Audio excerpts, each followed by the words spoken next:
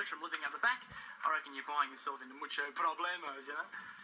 I'm just thinking about you and Lance. You know, people with grudges, boycotting the store, rocks through windows, maybe even setting fire to the place. Oh, I've been that run off me feet. I don't know what's going on. But sometimes you're a real help, Martin. Oh, there's no need to worry about Mr. Bertram now, not with that photo with John Farnham and all. Yeah, but do you want to risk it? I mean, you've got a good team going here, you and Lance. I want a word with you, Martin Dibble. Get in here. We're not washing our dirty undies in public. Let me go. You're going to tear it off. I might as well for all the listening you do with it. How many times have I told you not to lie to me, and how much good has it done, eh? Oh, and as for you, no wonder you were so keen to keep poor Mr. Bertram out of here. Trying to trick me into seeing him homeless so you could open your grubby little nightclub. Yeah, I can explain. You be quiet. Well, Lance, I'm through telling you. I listened to Mr. Fisher and tried to see the good in you. And what did it give me, eh? Another broken heart. You're a no-hoper just like your father, and I'm through with you. Listen, don't rush into selling the store. Take some time to think it over. We've been thinking of upping the price for you.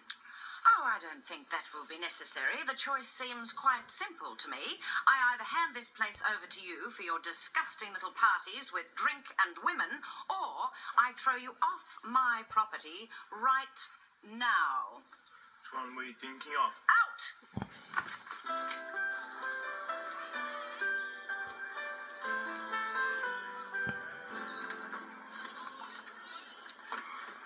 Hi, I didn't recognise you.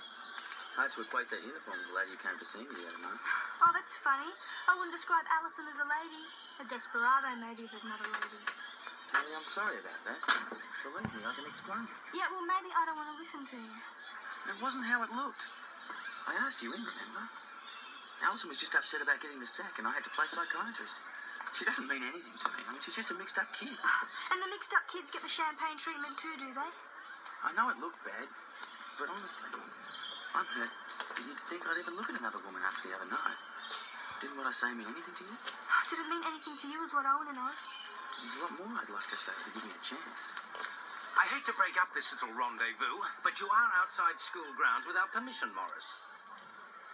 Oh, that's my fault. I didn't know the rules, and something important came up, and I had to speak to Carly straight away.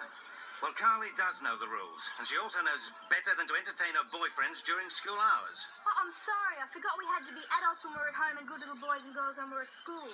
Keep getting you too confused. Well, what about tonight? Will you let me explain? Can't, not allowed. I'll pick you up after school then. See you soon.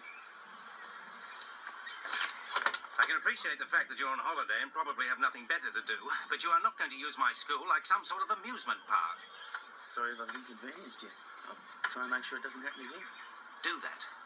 And while you're trying, perhaps you could find yourself a young lady more in your own age group. I'm afraid I really can't see the humour, Betty. As far as I'm concerned, it was a conspiracy. They deliberately tried to deceive us. Oh, the very idea. Turning my shop into a den of vice. Oh, and you know how hard it's been on poor Colleen. You mark my words, winning that $500,000 has spelt nothing but trouble for Lance, and we haven't seen the end of it yet. Who knows where that dibble wretch will lead him next? He's so gullible. Customer, Betty, I have to go. Oh, something I can get for you, Gary. Just an orange juice, thanks. You mentioned Lance Smart. I couldn't help overhearing. Oh, don't speak to me about that wretch. What was that about $500,000? So we blew the nightclub. You've got to keep rolling with the punches, Lance. Something else will come up. But me mum's disowned me, mate. How many times has she done that before? 50, 100? No, this time she was serious. I hadn't seen her that angry since I swallowed her wedding ring. You were doing her a favour and she didn't even know it. We're still laughing, but we've got the recording studio booked in a few weeks' time. Cut a good demo, a whispering stand, and when the opportunity knocks, we'll be the ones that's answering the door.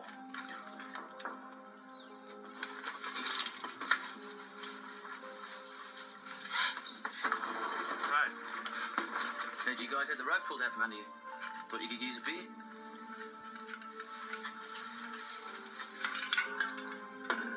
Sounds like you nearly had it in the bag. Look, I won't beat around the bush. You guys are too smart for that.